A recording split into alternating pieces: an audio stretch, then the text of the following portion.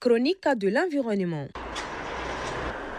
Dans un pays où la musique, le théâtre, le cinéma et même l'humour façonnent les mentalités, les artistes sont plus que des créateurs. Ils sont des voix qui portent, des visages qui inspirent, des leaders d'opinion. En les associant à la lutte contre la pollution plastique, le Mali se donne ainsi un puissant levier de sensibilisation, car un message transmis par un artiste est susceptible d'éveiller les consciences plus rapidement qu'un discours officiel.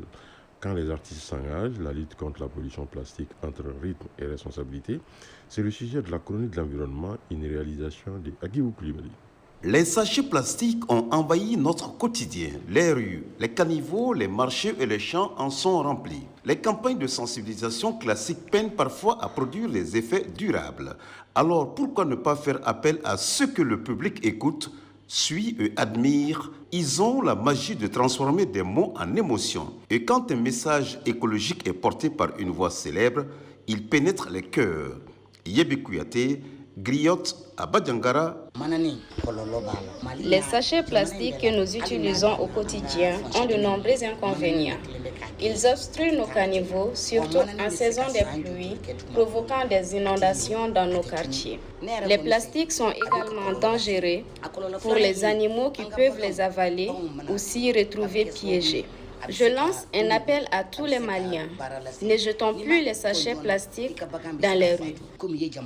Habib Kouyaté, artiste musicien, propose même d'aller plus loin. Franchement, il faut qu'on en parle. Pour qu'on en parle, il faut que beaucoup de nous en parlent, pour qu'il y ait beaucoup de communication autour. Nous avons la chance d'avoir les réseaux et on a la chance aussi d'avoir les artistes qui sont souvent invités sur des plateaux. Et ces artistes doivent être sensibilisés à faire une parenthèse pendant leur émission choisie par eux concernant les sachets plastiques. Donc, cette communication doit passer dans toutes les radios. Les artistes sont aussi des agents de transformation sociale. En leur donnant les moyens, l'espace et la reconnaissance, ils peuvent contribuer à faire de la lutte contre les sachets plastiques une cause populaire et mobilisatrice.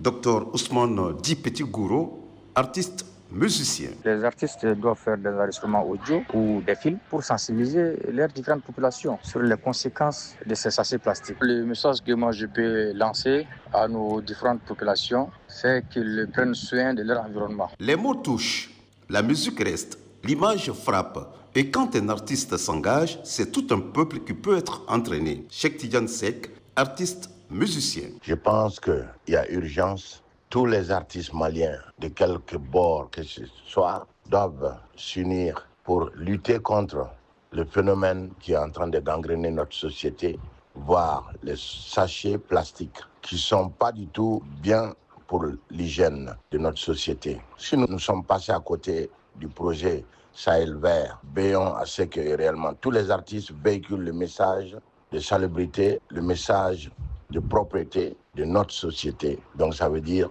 essayer d'endiguer la gangrène qui est autre que les sachets plastiques. Dans la lutte contre les sachets plastiques, mobiliser les artistes, c'est injecter de l'émotion dans l'action, de la passion dans la sensibilisation.